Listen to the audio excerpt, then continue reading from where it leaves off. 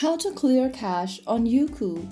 Hi everyone, welcome back to another video from Wake&Tech. If you want to clear your cache on the Youku application to fix buffering or app issues, first of all launch open the Youku app on your device. You can do this whether you are using a mobile device or a tablet. Once you're inside the home page of Youku, also make sure that you are logged into your account. Once in, go ahead and click on the Me button at the bottom right corner.